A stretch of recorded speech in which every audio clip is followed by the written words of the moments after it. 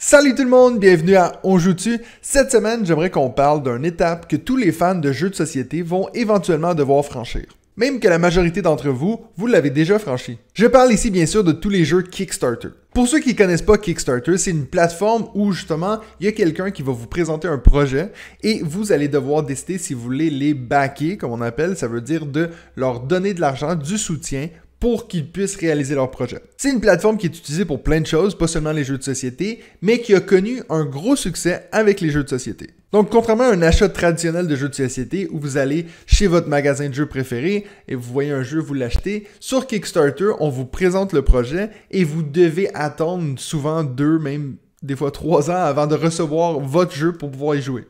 C'est un modèle que j'ai tenté d'éviter pendant plusieurs années parce que je préférais simplement me rendre dans une boutique de jeux et l'acheter ma copie physique. Je me disais que c'était un peu risqué de mettre de l'argent dans un jeu qu'on verra pas pendant peut-être 2 ans et puis peut-être que d'ici là on va perdre l'intérêt. Mais après plusieurs années de résister, j'ai enfin tombé dans le piège l'année passée et depuis je suis rendu maintenant à 6 projets que j'ai backés et je n'ai malheureusement toujours pas reçu un de ces jeux-là, donc j'ai pas encore eu la joie de pouvoir recevoir un de mes jeux Kickstarter. Donc je me suis dit que ça pourrait être intéressant de regarder les projets que moi j'ai backés et puis dans les commentaires vous pouvez partager avec moi lesquels vous avez backés. Bien sûr je sais que certains parmi vous ont backé 150 jeux, donc peut-être mettez-les pas toutes dans les commentaires, mais 1 ou 2 jeux que vous avez backés et puis pourquoi. Et puis n'oubliez pas de vous abonner à ma chaîne si vous êtes fan de jeux de société, comme ça vous êtes sûr de pas manquer une vidéo. Et donc, le premier jeu Kickstarter que j'ai backé, c'était Dungeon Fighter. Ça, c'était en septembre dernier, je pense que j'avais backé ce jeu-là. Et donc, si vous suivez ma chaîne depuis un moment, vous savez que je suis un grand fan de l'original Dungeon Fighter. Et donc, quand j'ai vu que Dungeon Fighter sortait une édition anniversaire, parce que ça fait 10 ans que le jeu est sorti maintenant, je me suis dit, j'ai pas le choix de sauter sur l'occasion. Pour ceux qui connaissent pas, Dungeon Fighter, c'est un jeu où on va devoir lancer des dés sur une grosse cible qui est sur la table. C'est un peu un jeu de dextérité, mais c'est vraiment pas un jeu qui se prend au sérieux. Des fois, on va vous demander de sauter dans les airs, faire une pirouette pendant que vous lancez le dé, des choses comme ça. C'est un jeu que mes amis, mes différents groupes d'amis ont toujours adoré. Il y a beaucoup de choses qui changent avec la première édition. Comme vous pouvez voir ici, il y a 4 boîtes différentes qui auront des cibles qui sont pas pareilles. Je pense que je peux les trouver. Donc vous voyez, certains auront des cibles rondes comme l'original. Des fois, on aura des cibles avec des chiffres qui sont pas les mêmes. Comme vous pouvez voir, celle-ci a une cible un peu carrée. Donc il y a différentes éditions du même jeu maintenant. Il y a différents choix. Vous pouvez décider de backer une de ces versions, 2, 3, toutes les prendre. Moi, j'ai décidé d'aller pour le full package, donc toutes les éditions. Ça me tentait pas de devoir choisir un et puis de me dire après, ah, j'aurais dû prendre l'autre. Donc, je suis allé pour le gros paquet. Puis comme vous pouvez voir, c'était pas donné. Mais contrairement à la majorité des jeux sur cette liste, c'est un jeu que je sais que je vais aimer parce que je joue encore souvent à la première édition. Donc, je me suis dit, c'est pas un gros risque que je prends. Donc ça, c'est pour Dungeon Fighter qui devrait arriver vers le mois de novembre, mais bien sûr, avec tous les retards, si je l'ai en 2021, je vais être content. Le deuxième jeu que j'ai décidé de backer, c'est un jeu qui s'appelle Don't Get Got, Shut Up and Sit Down Edition. Moi, j'adore avoir dans ma ludothèque des jeux qui ont une mécanique très originale, et puis Don't Get Got, c'est un jeu qui m'a attiré dès que j'ai vu ce que c'était. Faut savoir que c'est un jeu qui existe depuis plusieurs années, mais maintenant il y a une version Shut Up and Sit Down. Pour ceux qui connaissent pas Shut Up and Sit Down, c'est une chaîne YouTube de jeux de société. Je pense que c'est une des plus grandes au monde, mais bien sûr c'est en anglais. Malheureusement, ce jeu-là n'existe pas encore en français, donc moi j'ai dû l'acheter en anglais, ce qui n'est pas un problème pour moi. Mais donc cette version-ci, c'est les gars de Shut Up and Sit Down qui ont créé ça avec Big Potato Games. Pour vous donner un peu de contexte de pourquoi j'ai tout de suite été attiré par ce jeu-là, j'ai un groupe d'amis avec qui on essaie de partir une fois par année en vacances. On est entre 10 et 12 personnes et on va se louer une maison à quelque part pour un peu avoir la paix. Et puis bien sûr, ma responsabilité, c'est de prendre tous les jeux qu'on va jouer pendant cette semaine-là. Donc c'est souvent des jeux d'ambiance, des choses comme Dungeon Fighter, des Just One, des Codenames.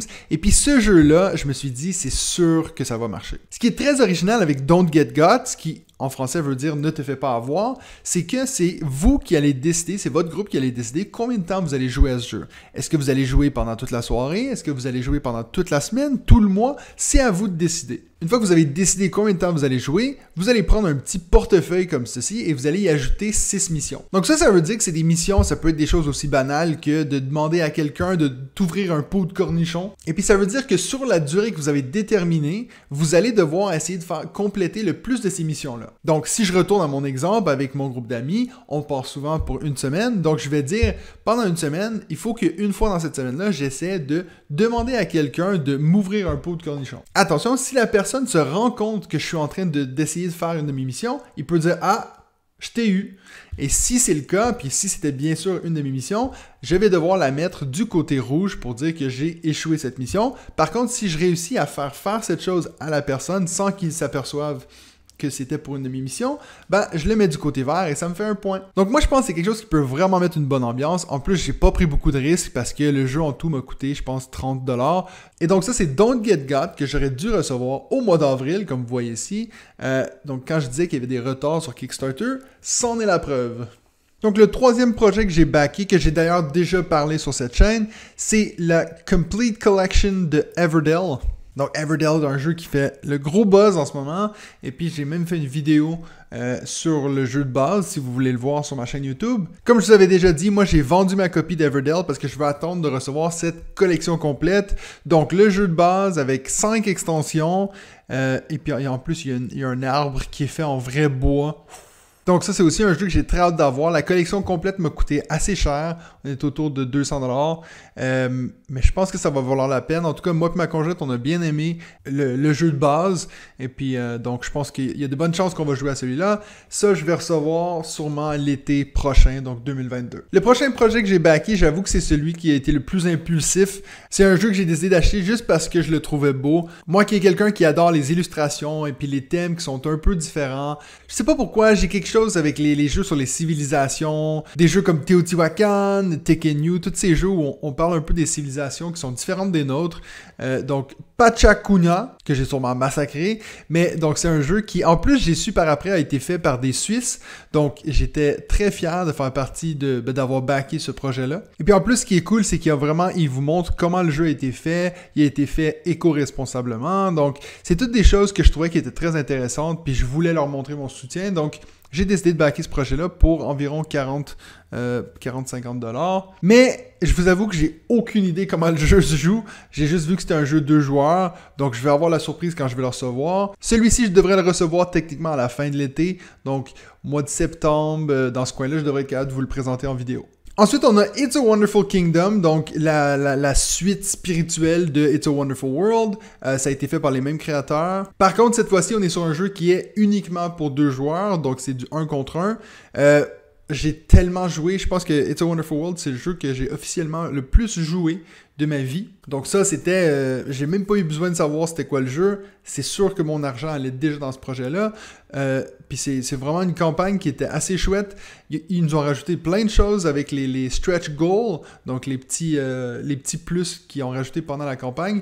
Pour au final, moi j'ai payé environ 50$ pour ça. Donc je trouve que j'ai hâte de voir le jeu, mais la valeur est là, ça c'est clair. Après avoir joué autant à It's a Wonderful World, je regrette vraiment de ne pas l'avoir backé celui-là parce que j'ai justement la deuxième campagne en moins et puis il y a beaucoup de cartes que j'ai en moins. Donc ça, je me suis dit, je prends pas de chance, je prends pas de risque, je vais backer It's a Wonderful Kingdom. Donc ça, aussi un jeu qui va arriver début de l'année prochaine.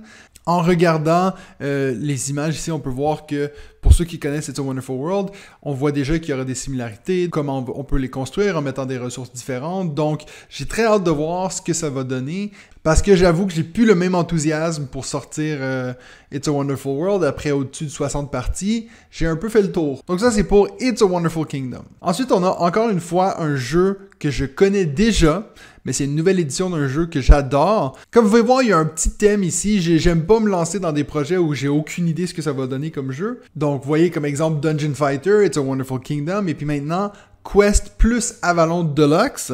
Je vous ai déjà parlé sur ma chaîne de Avalon. C'est un jeu que j'adore en grand groupe. Par contre, c'est vrai que les illustrations, c'est pas ce que je préfère. Et puis, je trouve qu'il commence à avoir beaucoup d'usure. En plus, des fois, j'ai eu joué avec des élèves. Donc, comme vous pouvez voir, les pièces commencent à être un peu usées. Donc, j'ai été assez content de voir qu'on avait une nouvelle édition ici du jeu. Donc, avec tous les illustrations, je les trouve magnifiques. Donc, déjà ça va un peu rafraîchir le jeu. Et en plus de ça, celui qui a créé Avalon, il a aussi fait un nouveau jeu qui s'appelle Quest, qui ressemble beaucoup à Avalon, mais justement, il va avoir les deux jeux dans la même boîte, donc je suis très content de ça. J'ai hâte de le découvrir, mais en regardant les pièces, ça me semble être assez similaire. Par contre, le problème avec celui-ci, c'est qu'on ne pouvait pas l'acheter en Europe, donc c'était simplement au Canada ou aux États-Unis. Donc j'ai demandé à mon frère de l'acheter, donc je vais l'avoir cet été quand je vais aller au Québec. J'ai vu dans un des updates qu'ils étaient en train de envoyer les boîtes, donc techniquement, celui-ci devrait bientôt être chez mon frère. Ensuite, on a un projet que, enfin, quelque chose que j'ai aucune idée ce que ça va donner. C'est un que j'ai hésité longtemps à backer. C'est Darkest Dungeon, the board game. Moi, je connais Darkest Dungeon, le jeu vidéo. C'est un jeu que j'adore. J'ai joué énormément. C'est un genre de jeu où tu es dans un donjon et tu vas mourir certainement, presque une fois par partie facilement. Et à chaque fois que tu meurs, il faut un peu que tu recommences, mais tu gardes ton progrès. C'est ce qu'on appelle dans les jeux vidéo un roguelike, donc c'est souvent des jeux où on va mourir très souvent, mais on va quand même avoir une progression. Alors, quand j'ai vu qu'il y avait un jeu de société, j'étais très intrigué, mais je vous avoue que pour une fois dans ma vie, je me suis fait avoir par les figurines. Moi qui ai joué aux jeux vidéo, comme je vous dis, je regardais ces figurines et puis je me disais, mais ils sont tellement fidèles au jeu. Je veux dire, si on regarde le détail sur les figurines, pour ceux qui ont déjà joué au jeu, vous devriez être comme moi, très impressionnés. Voyez même exemple le gros boss ici au milieu avec la grosse hache. Bref, moi je me suis dit, au pire, ça c'est un jeu facilement que je pourrais revendre, je crois, malgré que le tout sera en anglais. J'ai lu des critiques qui disaient que le jeu était très compliqué à sortir et tout, donc à voir si je réussis à convaincre un groupe de jouer avec moi à Darkest Dungeon, ou sinon peut-être que je vais enfin attaquer un jeu en solo. Mais celui-ci, je me suis pas laissé tenter par les 12 000 extensions, j'ai que pris le pledge de base qui est quand même 100$, mais si on regarde, j'aurais pu monter jusqu'à 350$. Donc je me suis dit j'arrête à 100$, puis on verra ce que ça donne. Ça c'est un jeu que techniquement on devrait recevoir à la fin de cette année, mais je pense que ça va être début de l'année prochaine. Et puis pour finir, le dernier sur ma liste, c'est Frosthaven, donc la suite du très populaire Gloomhaven, qui est numéro 1 des jeux de société sur Board Game Geek. Frosthaven, qui d'ailleurs a été une des campagnes qui ont eu le plus de succès sur Kickstarter. Je me souviens plus, on fait combien de millions de dollars. Ah ben justement, on le voit ici, donc pledged 12 millions, 13 millions pour amener ce projet-là. Donc, vous voyez, un gros succès. Je pense que c'est une des campagnes qui a fait le plus d'argent sur Kickstarter, surtout, en tout cas, certainement dans les jeux de société. Donc, c'est un jeu qui est énorme. Si vous regardez la grosseur de la boîte, elle est censée être plus grosse que celle de Gloomhaven, qui est déjà énorme. Comme vous savez, j'en ai déjà parlé sur la chaîne, je suis en train de finir la campagne de Gloomhaven Jaws of the Lion. Donc, moi et mon groupe, on a très hâte de continuer le tout avec Frosthaven. Il a l'air d'être plus compliqué, oui, mais je pense que ça va être assez intéressant d'embarquer dans ce jeu-là. Donc pour ce jeu-là, moi je suis juste allé pour le moins cher que la boîte. Il y avait des options comme le Bundle and Organizer, exemple pour mieux placer les choses dedans, mais moi je sais que de toute façon, ça je finis par les acheter puis de les faire moi-même, donc ça me dérangeait pas.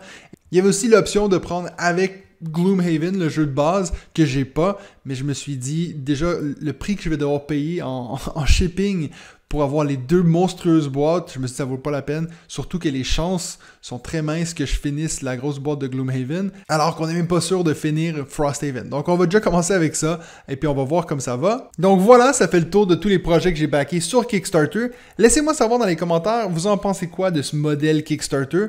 Il y a de plus en plus de compagnies qui fonctionnent comme ça. Est-ce que certains d'entre vous avez déjà backé un projet que vous avez regretté totalement? Laissez-moi savoir c'est quoi vos pires expériences ou vos meilleures expériences de Kickstarter. Et puis nous, on se revoit la semaine prochaine pour un autre épisode de... On joue-tu?